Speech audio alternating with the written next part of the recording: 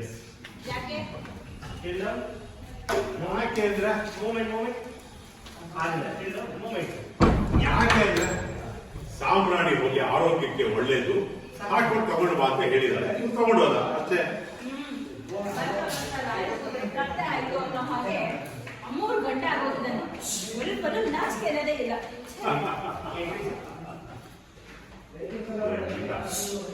ಬೇರೆಯವ್ರ ಹೆಂಡತಿ ಸೇವೆ ಮಾಡಿದ್ರೆ ನಾಚಿಕೆ, ಅವನ ಹೆಂಡತಿ ಸೇವೆ ಮಾಡಿದ್ರೆ ಯಾಕೆ ನಾಚಿಕೋಬೇಕು?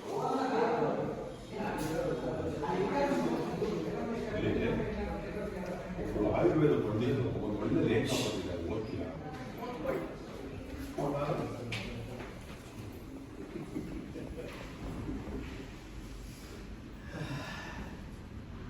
ನಿಮಗೊಂದು ವಿಷಯ ಗೊತ್ತಾ? ಓದು ತಿಳ್ಕೋಬೇಕು, ಇಲ್ಲ ಯಾರಾದರೂ ಹೇಳಿದ್ದನ್ನ ಕೇಳಿಸಿ ತಿಳ್ಕೋಬೇಕು. ನಿನಗೆ ಓದೋ ಆಸಕ್ತಿನೂ ಇಲ್ಲ, ತಿಳ್ಕೊಳ್ಳೋ ಹಂಬಲನೂ ಇಲ್ಲ.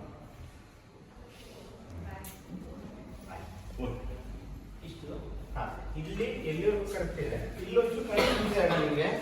ಇಲ್ಲಿ ಏನು ಮಾಡ್ಬೇಕು, ಇಲ್ಲಿ ಕನ್ಫ್ಯೂಸ್ ಇದೆ.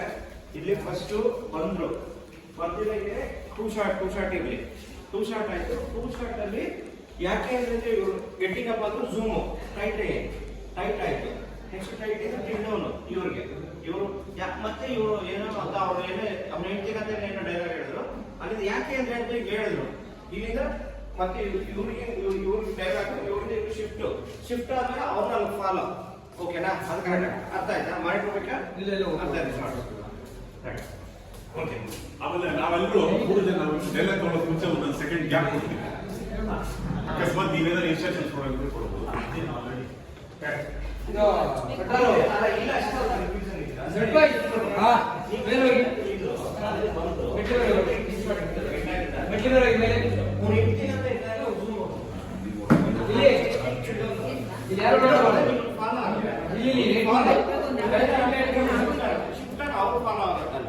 ಆಮೇಲೆ ಇಲ್ಲಿಂದ ಫ್ರೇಮ್ ಐತ್ರಿ, ಇಲ್ಲಿರ್ತೀರಲ್ವಾ, ಇಲ್ಲಿ ಬೇರೆ ವಾಯ್ಸ್ ಕೊಟ್ಟು ಔಟ್ ಮಾಡಿರುತ್ತೆ. ಇಲ್ಲಿಂದ ಫ್ರೇಮ್ ಐತಿ, ಇಲ್ಲಿಂದ ಫ್ರೇಮ್ ಐತಿ. ಓಕೆ ಕಡೆ ಸೈಲೆನ್ಸ್ ರೂಮಲ್ಲಿ. ಆಮೇಲೆ ಅಲ್ಲಿ ಯಾರು ಓಡಾಡಬೇಡಿ, ರೂಮಲ್ಲಿ ಯಾರು ಓಡಾಡಬೇಡಿ. ಅದು ಒಂದೇ ಶಾರ್ಟ್ ಇದೆ, ಯಾರು ಓಡಾಡ್ಬಂದು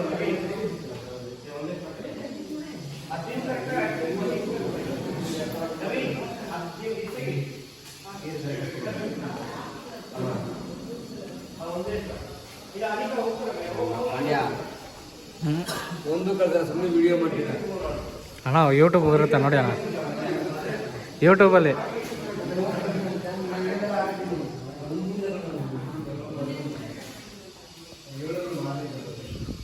ನಡಿ ಸರ್.